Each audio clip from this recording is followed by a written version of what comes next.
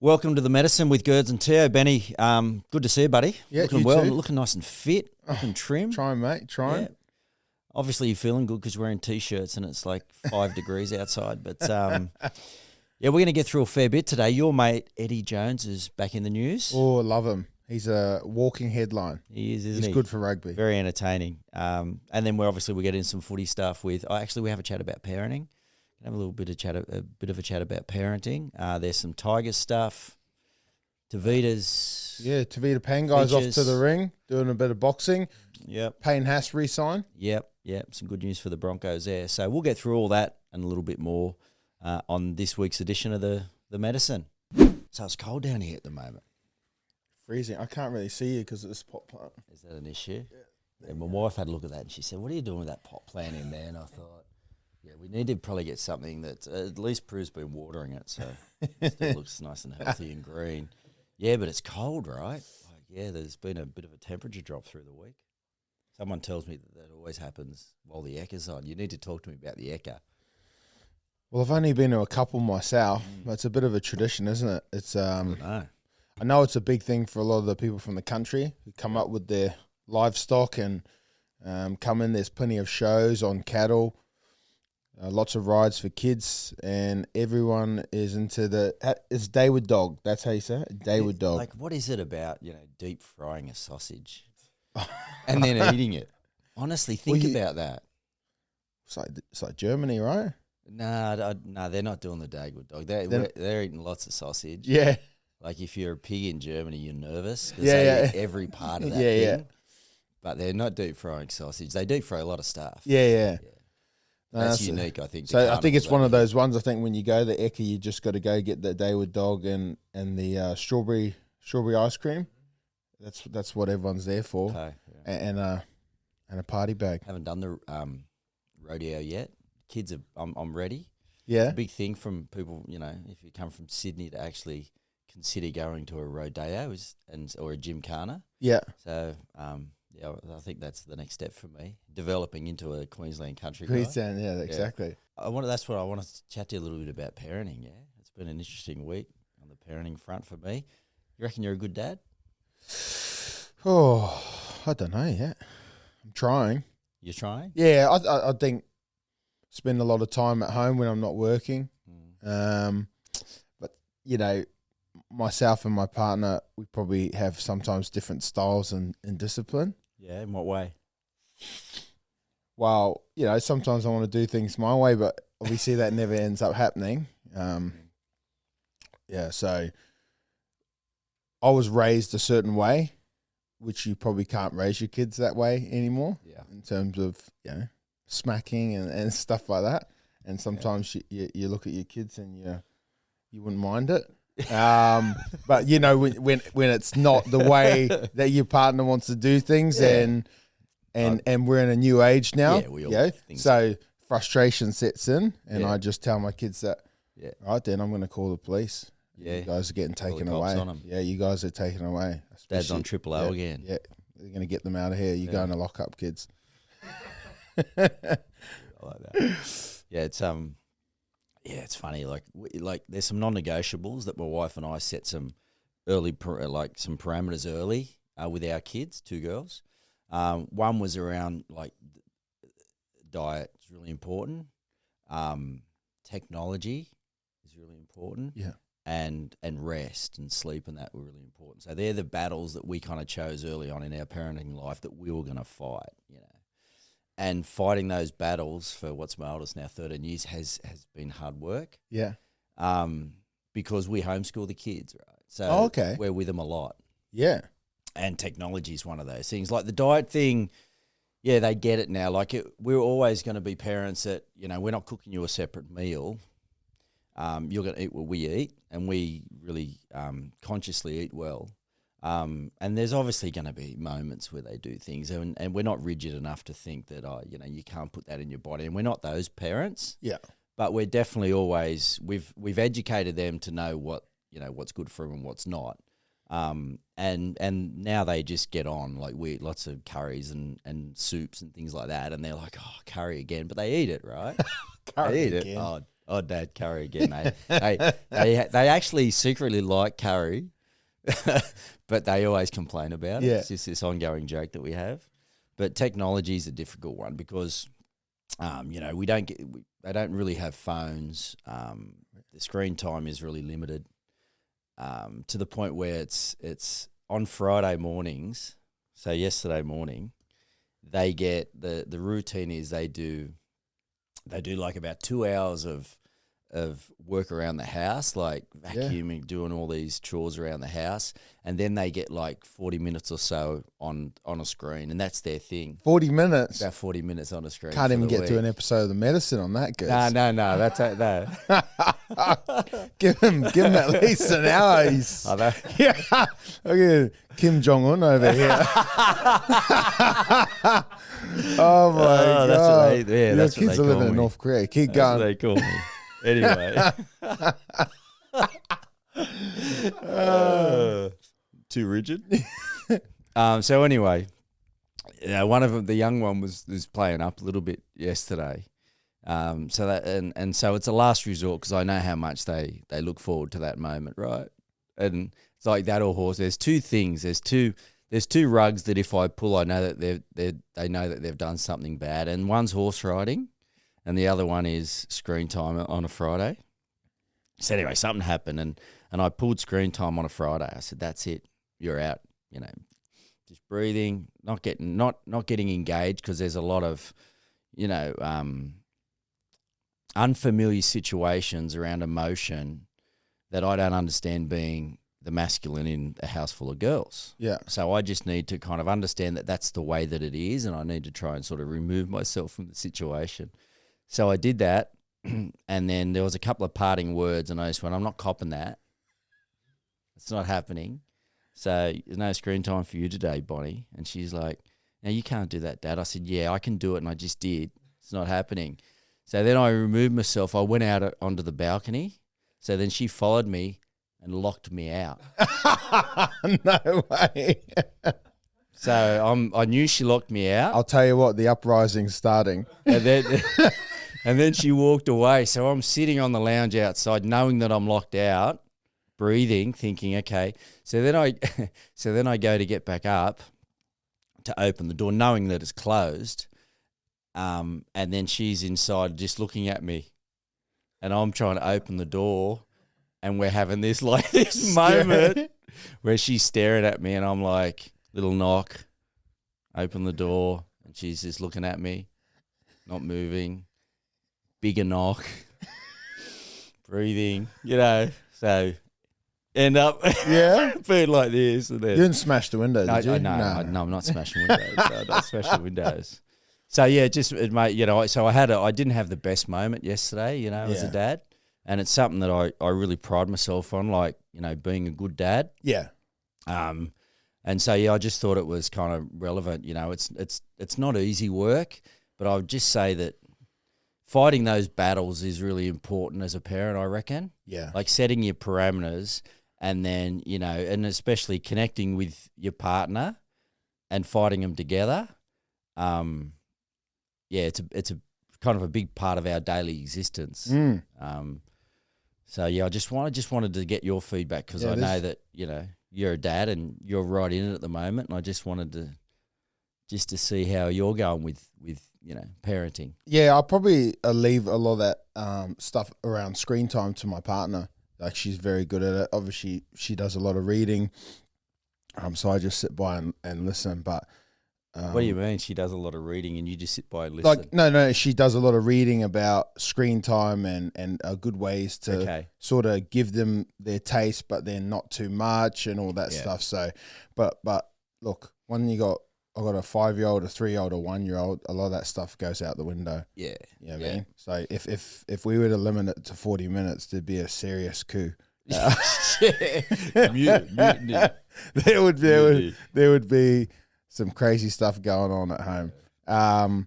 It's tough, huh? It's a tough age. I'd say the issue with 40 minutes though of screen time would be like that. But that's that. Let me clarify that. That's like they on a game, like where on a game, like they might watch a bit of like one 1 or 2 nights of TV if Kim is feeling, generous. I just didn't know how rigid you were. Like, Yeah, no, if you wanted to watch something that was like an hour, Heartland. but you only got 40 minutes in, and then the next day you get to finish off the back end and the start of the next episode. Next week. You just be falling behind on your shows. Yeah, they are. Yeah. So how come homeschooling? Has that always been the case? Homeschooling, no. My wife being German, it's always been really important that, education's always been a real focal point. And because she's only ever sort of communicated with them in her native tongue, there was a German international school in Sydney where we lived. So she really wanted them to go there. It was an opportunity to them to learn in her native tongue, and especially communicating with, their grandparents. And it also was able to connect her with local community. Lots of people from Austria, Switzerland, Germany, all up in that area. So it just worked on a lot of levels. And we really liked the way that it's kind of a little bit Steiner-based from a young age, where there's not a big focus on some of the fundamentals of learning. It's actually more about just, free expression and those sorts of things in the early days. But brother, then my eldest got to about 8 or 9, and it just was insane because they were trying to keep time with both curriculums, the English and the German, to get funding. In Germany, they transition from year to year in summer, so in June, July.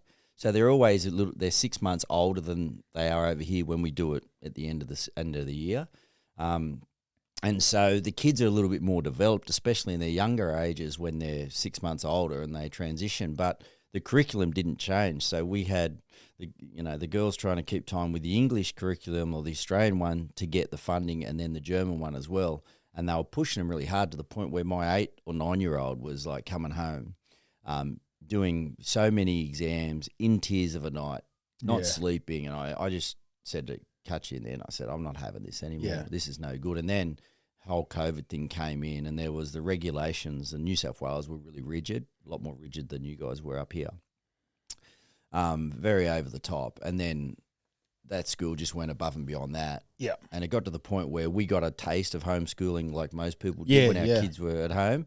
And our lifestyles just allow for it because, I work mainly weekends. I do some consulting with the cafes during the week, and my wife does a bit of stuff from the cafes, but it's not for everyone. But generally we've got the time to put into their education. And we feel like a lot of the curriculum that they run is archaic and outdated. And so, we love being involved in that part of their life. I'm like the principal of Tinbiwa High. It's fantastic. So it was just something that once, and the flexibility and the freedom that it gives you, right? Yeah. Like I've got the van out there, and so Fridays and that Fridays they're screen day, so they can even wear non-uniform. No, I'm just kidding. You're but we a can just take principal, off. Mate. We can just take off and do some stuff that's really cool, especially when the footy season's over. So it just aligns with our lifestyle. Ever considered it? No way, never. No. Not for me. You're a busy guy. Yeah, very busy. Pay someone else to do that. What do you want to chat about, brother? It's been an interesting week. Get onto the game a little bit. Chat about some footy. Yeah, the footy that's caught my eye more than anything is rugby union at the moment. Seeing those Wallabies players getting on the plane. Where are they off to? What's happening? They're off to France. The They're off to France. What's going on in France? It's the Rugby World Cup. Is that starting now? Yeah. I'm sorry, man. No, I knew Eddie had No. That's a prime example, right? Yeah. That's a prime example of where rugby is. But I do live in my own little world out there. No, I know you live up in the bush and all that. But what I'm saying is you work in sport and radio and that you didn't know that there's a Rugby World Cup about to kick off. No, I didn't. It's just crazy because Rugby League dominates, AFL dominates the headlines here, the papers, it's in your face 24/7, these channels and these papers, and rugby union's just been left behind, there's no doubt. But especially on a World Cup year. Yeah, exactly. But in 4 years' time, the World Cup is here in Australia. I knew that. Now let's hope that I knew that because obviously they're signing Suali'i and those guys. And let's hope that with Payne Haas and we've got 4 years to build the buzz for that. Yeah, but just watching those Wallabies players getting on the plane. Are we a chance?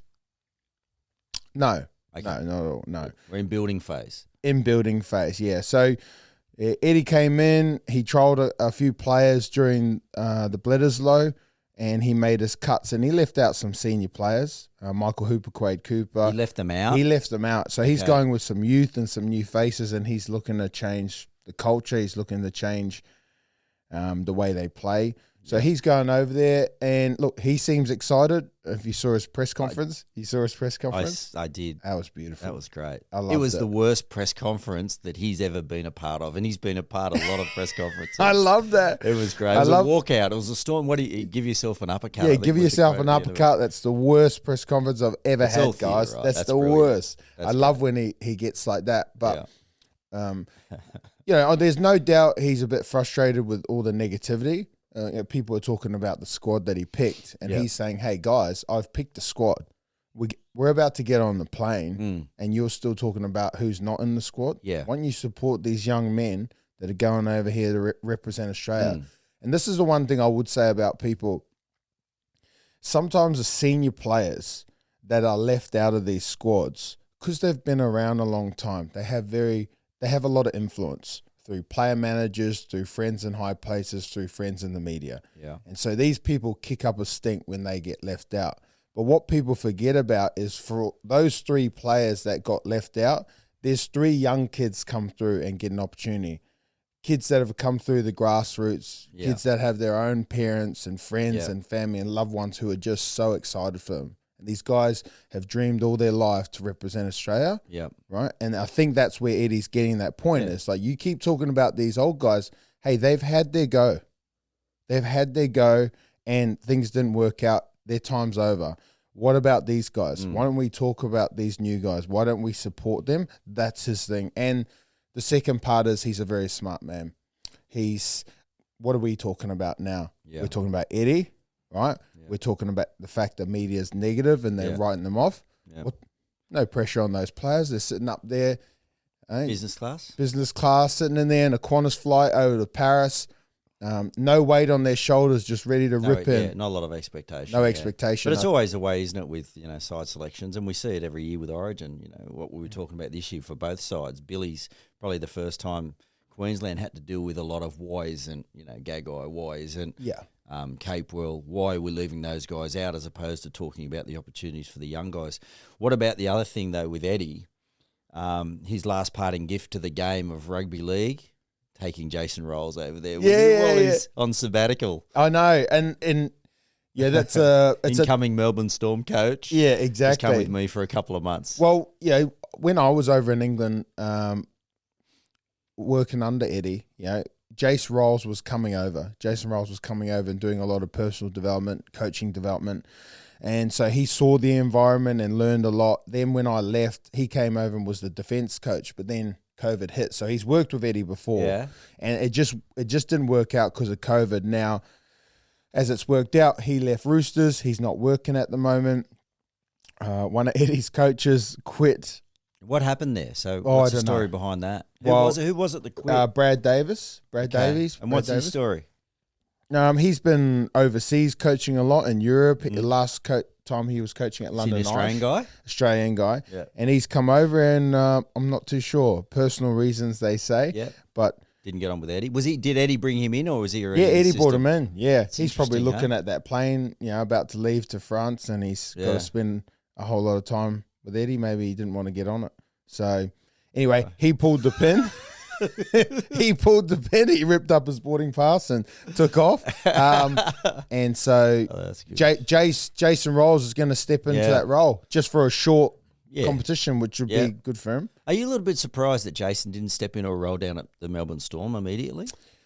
I kind of was. Kind of. Yeah. I thought they would have found something from. I'm pretty sure he's doing some stuff in the background, maybe. Yeah. He'd be getting things organised and Wouldn't be a lot there to do, would there, really? No. A lot of it's done. I think he's trying to learn the business and learn the back end. Yeah. About recruitment, retention, salary cap and all that.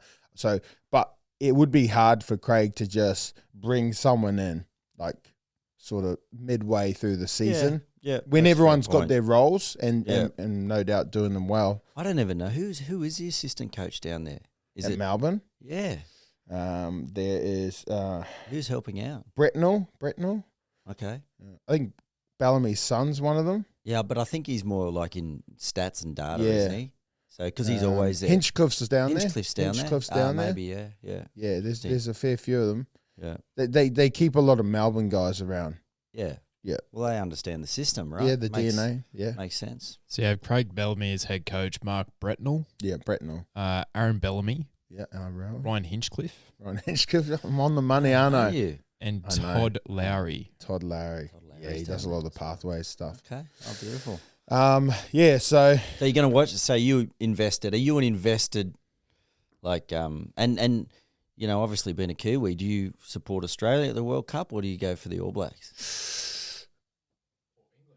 neither. Oh, Yeah, England. I'll probably support England, to be honest. There you go.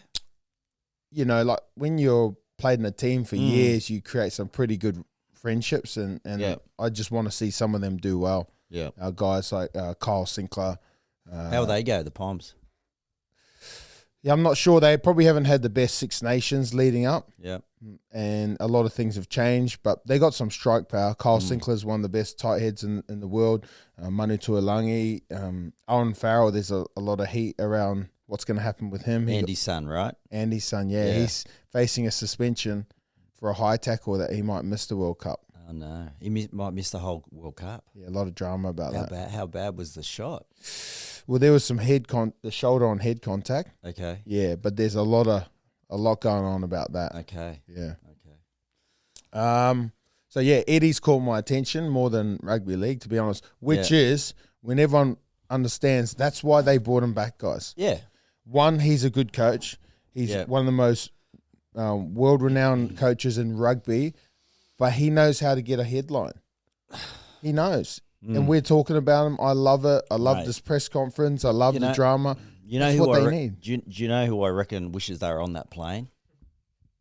Who? Me. Benji Marshall. I reckon if he could have taken that guy's boarding pass and taken off for 6 weeks, he would have jumped at that opportunity. I'm feeling for Benji. I have to be honest.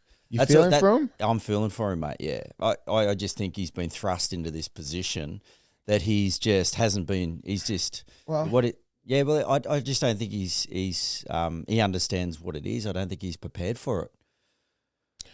I think he's had a little bit of a look at what coaching's like for the last 12 months. He's seen one side of it. He basically hasn't seen any success whatsoever where they won 3 or 4 games this year. Is this his first year in a system, right? And I know that he's... First year. And I know that there's... First year coaching. You can always say, I've played under different coaches and I've got that experience and I've got them as sounding board. That's one thing. Yeah, but then just taking the reins and actually doing, the job from top to bottom it's a totally different beast. And he hasn't seen what success looks like at that level. He hasn't managed the relationships with the players, the corporate partners, all of that. And I would say that, that's okay. Like, you go into a system that's been set up and had success and you become part of that system. And you can do that as a young coach. But you come in when you're trying to set up a system. You've got probably the worst administration in the league. You've got a core senior player group that basically have been put together generally at the back end of their career looking for a little bit of a nice cash bonus finish, to be fair. Yeah. Still doing a good job, some of those guys, but it's not, you wouldn't imagine a player manager going to his player and saying, do you want to go to the West Tigers and have success and be part of a winning culture? Yeah. He's going to his players saying, mate, there's an opportunity there. You might get a run and we can get some cash and maybe it's a stepping stone to something better down the track. Yeah. And when the player agents are having those conversations about the club that you're just about to be the head coach at, it's a serious issue. I don't feel sorry for him because I think he really wanted to get up the ranks quick. That's just looking from the outside in terms of he didn't really take the path that, say, I'm on and a lot of other coaches have taken. He went straight in. Well, I think he was doing some work with some of the halves or the spine players last year, and all of a sudden he signed on for 5 years. It's 2 years assistant under Sheens and 3 years as head coach. Like, bro, you just You just jumped at that and you took it. You wanted it, but it's here now for you. Like, that's the reality. But it's come a year early. Yeah, Do but you think that's irrelevant? even 2 years was too early. If it came if they ran the plan of 2 years with Tim, that's still quite early. Like, for him and his learning and experience. But he wanted it, so that's where they're at now.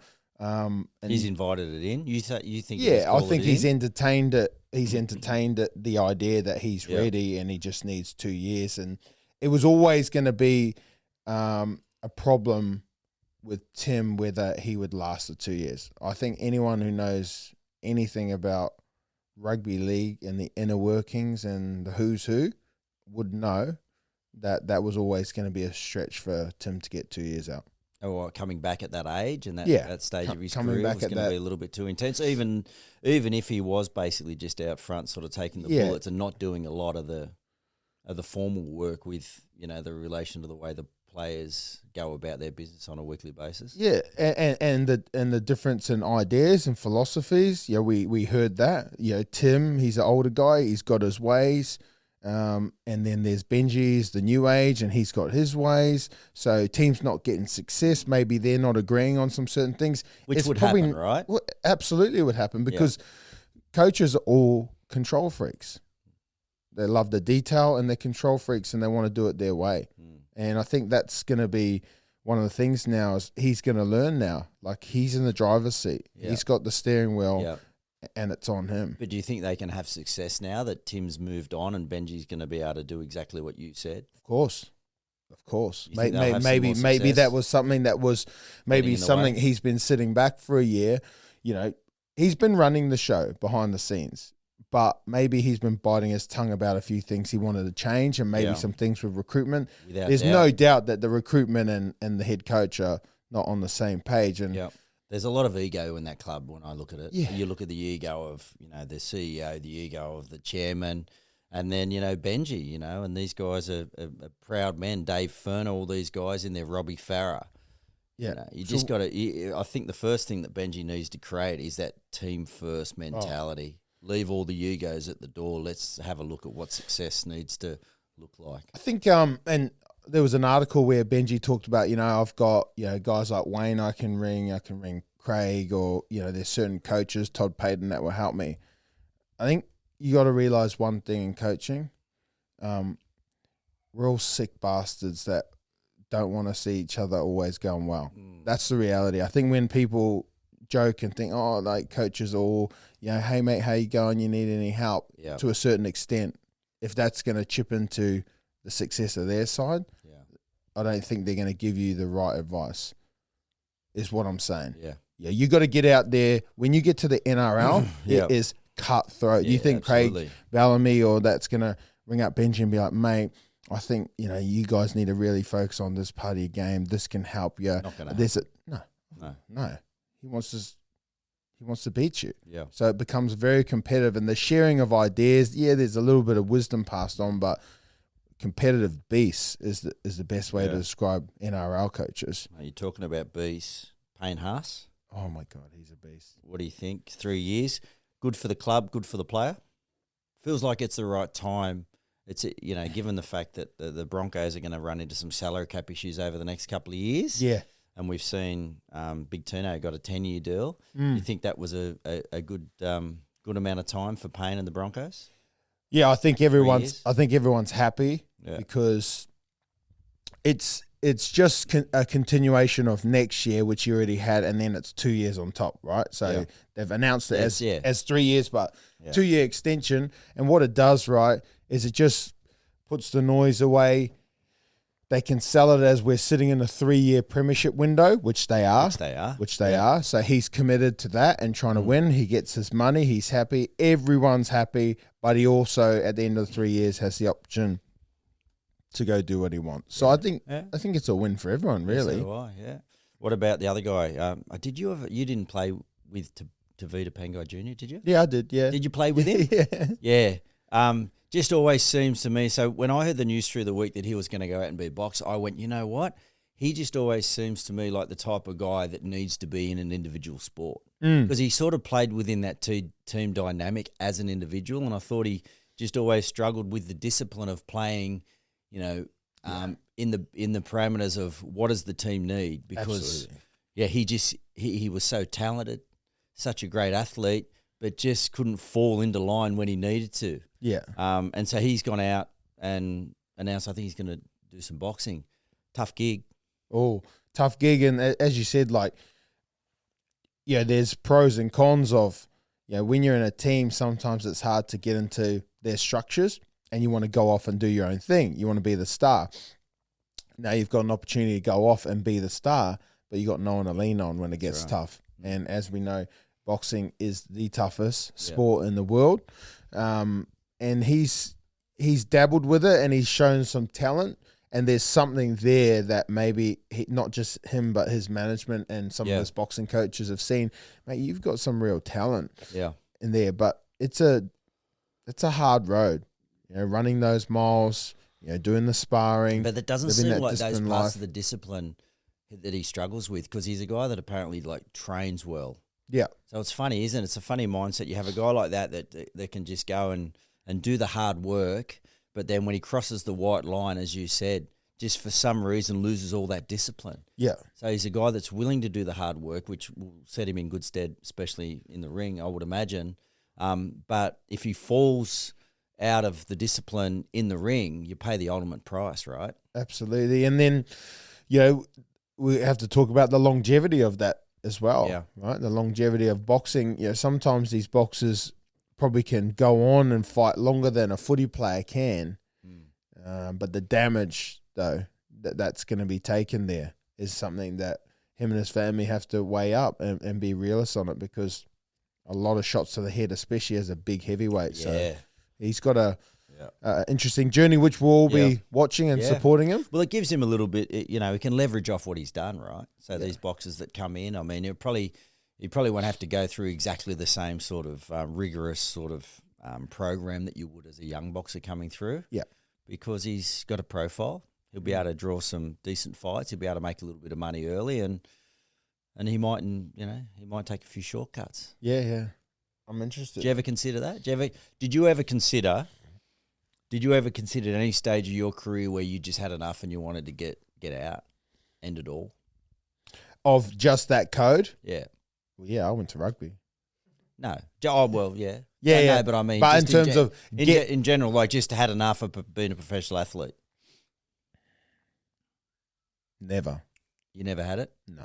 Always just was willing to find a way? I think for me, like as a young kid, I played footy, and then I stopped around the ages of like 13, 14, 15, and I was just into everything else that wasn't footy. That things that a lot of young kids get into that aren't good for you. But then when I found footy again around the age of 16, and I saw a future to have employment there and make it a job and all that, like all the dreams came back from being a young kid. Like I would have done anything to just play footy for the rest of my life. I loved it. So there was never any part where I thought that being outside of the environment was more fun than what I was. Maybe because I left school, and at one stage I was a labourer and I worked in some different construction sites and got a real reality check of what people were doing out there. And then, for me, then to step in a footy environment, I couldn't imagine giving it away. But then again, I didn't have like other sports like boxing or something that I thought, I could go do that. What about you? Did you ever? Yeah, I had... I did the same. I sort of I had some perspective because I did some work in that just before I got in, because as I was telling you in one of the other episodes, it wasn't full-time sport. Like when I first got into footy at 17, 18, we were all out working from sort of 9 to 5, and then we'd come in and then we'd train, and then, as I said before, weights were optional. Can you believe that? So weird. I live by that now. Weights optional. I remember it was probably, I was about 28, I was maybe 29, had a couple of years to go. But, playing in a club that didn't have a lot of success took its toll, and kind of being like a guy that wore a lot of the results and took the responsibility for a lot of the outcomes of that club. Like you spoke about it, I think it was last week, like going shopping, all those things became kind of hard work when you're not having success, because everyone wants to talk to you about, what's happening there. And Penrith being that sort of community, you kind of understand that and you want to be there for all of it. But, I wasn't getting worn down by the game. I was actually getting worn down by other areas of my life that were impacted by the fact that I was playing the game. Yeah. And it was a daily thing, constant, and we didn't have, success there for a long period of time. And came off, it's probably about 2001, and came off an Origin win, but club form was down. I think we came last that year. I met this girl that was sort of trying to take me away from the game a little bit. And like always into me about, what it's doing to you, eating away, you need to try something else. So I had these influences. And at some point it got to the end of the 2001 season. I had some issues like internally with the club, with coaching and things like that. And I was like, maybe it's time. Yeah. And I considered that in the off season. I'd signed in 2000, I signed a 4-year deal. So I was only 2 years into that. And I really considered, to the point where, almost picked up the phone one time to the chief executive and said, I'm not coming back to preseason, and then going through another preseason as well. Yeah, preseason's a tough one. In your late early 30s, that becomes quite demanding. So, there was definite moments there, but I wasn't thinking about going to another sport. I was actually just thinking about leaving professional sport and just having a bit of a break. It's funny that you're talking about that. You're talking about 2001. You win a competition in 2003. Right, it's like that picture that you always see on Instagram where it's like someone's digging the diamonds right there and they're about to stop, you know? Yeah. It's like you just don't know what is around the corner. That's right. In terms of your career. And to win a competition, I feel like it really makes you comfortable in your career. And I think for me, same thing when I went down to South. I never thought that was going to be what I was going to South for, was to win a competition. Yeah. In the end up happening, but you just never know what's around the corner and what twists and turns in footy and life. Yeah. What else is going on? Listener questions? Have we got some questions? Yeah, we have some questions. So Tom Nickel, on the Facebook group. Love to hear from the boys' playing days. Being at a club when something significantly negative or controversial happens with someone in the squad, how does it affect the day-to-day? Is it something the clubs address? Do they have plans in place, etc., or is ignored business as usual? I think you're seeing this year, right, with Parramatta, you're seeing what happens when a group cannot handle the bad publicity. I think sometimes it can come in and it can really just start the wheels turning and everything starts to go wrong and you just fall out of sync. And we've seen it happen to a lot of teams. What do you think specifically has happened at Parramatta this year? Well, it started off with Ryan Madison. Yeah. Taking the fine instead of paying the money, that sets it off and it gives the media a lot of content to write about. Yep. And there's certain players that might be sitting there, questioning, mate, why didn't you personal interest over club? Yeah, why aren't you out here in these first few rounds? That starts it. Yeah, you got the Dylan Brown situation. Yep. I think that brings a lot of media. He had to sit out for some games and now he's back. But by the time all these things happen, and then talking about recruitment, some players would have been unhappy that guys like Isaiah Papali'i left. Why did we let him leave? Why did we let Reid Marnie leave? And all these things sort of tie into the vibe of the place. And I just think they've been off since day dot. Just tough draw, tough draw to the off, season as well. Things haven't worked. But I've been in clubs where there's a lot of big things going on and some handle it better than others. Sometimes the best way is to just hit it front on. I remember when I was at the Broncos and Israel Folau was about to go to AFL and the story broke and it was, front page, back page, Israel Folau, he's leaving the Broncos, he's going to AFL. Yeah. And, for us, it was kind of like, how do we deal with it? Well, warm up that day, we went out and we kicked an AFL ball. Straight away. We played AFL and warm-up. Out there for all the cameras. There was about 30 cameras at Red Hill. Journos everywhere. We just went out there and had some fun with it, booting it around. Was he involved? Yeah, of course. He was jumping up, catching these balls, kicking them and having a laugh. And then it was almost over. Yeah. What more? Yeah, we know he's going to AFL. He knows he's going. Yeah, it's going to be fun. How's he going to go? Who knows? And we just cracked on with the year. Yeah. I think sometimes you can handle it well. But there's no doubt when things are piling up behind the scenes, then that's where it gets you. But don't think that there's not stuff happening right now all the time at Penrith, at these teams. Well, Melbourne, there's a lot happening. Yeah. But some teams can deal with it.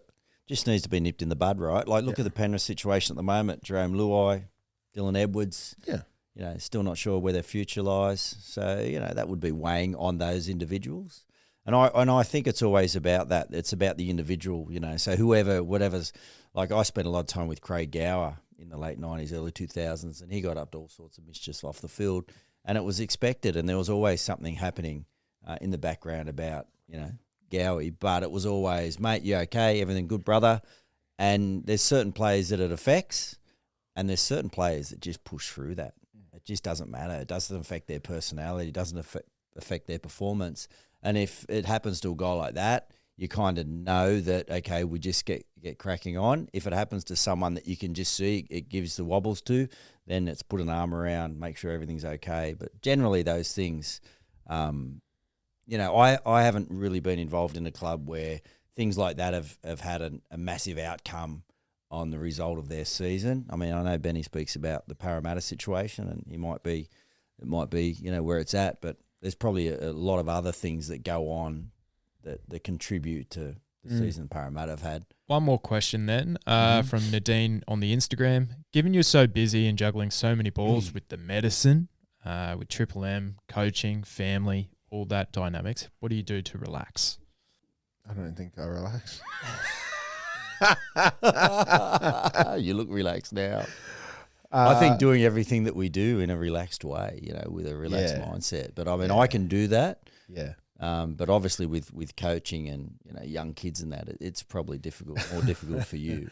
Yeah. I don't know if there's much relaxing time at home with like 3 kids screaming. Probably, look, I'm probably just in that phase of my life where things are just chaos. You know, they are chaos, but I enjoy parts of it. Right. It was funny. I was coaching last week, and we had a sponsor come in and sit in the box with us, and he was sort of in the background, and as the game went on and it got closer, he sort of become more and more and more invested, and I think he was becoming stressed because we were stressing in the box, and by the time the game finished and we had won, I looked at his face, he just looked like so stressed. He goes, why would you do that? Like, why would you want to do this? And for me, like, I get my kicks out of it, so as much as it's stressful, I enjoy it. But probably mentioning all those, for me, the different jobs I do, I love all of them. So I wouldn't say I need to go away to get relaxed, even though I probably should more, but I really enjoy all of them and the bits that they bring. Now we're talking, here's a relaxed man. Can I say watering the garden? You do a lot of relaxing things. I do a lot of relaxing things, but I'm 50, right? So I'm 13 years down, further down the track than you are. By the time you get to my age, brother, I mean, I hope you're in the same. But I do a lot of relaxing, to be honest. What was the name? Nadine, yeah. But thanks for the question, Nadine.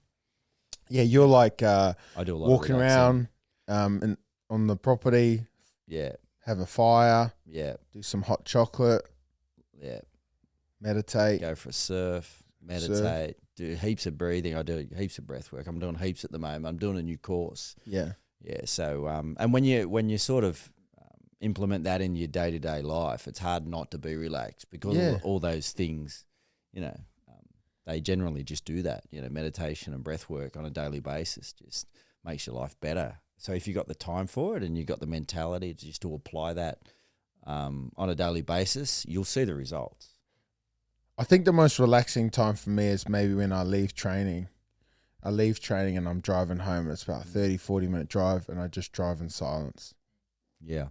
Yeah. And just, I think sometimes, as much as we love people to listen to our podcasts, but sometimes to just have silence is good. There's so much noise in the world.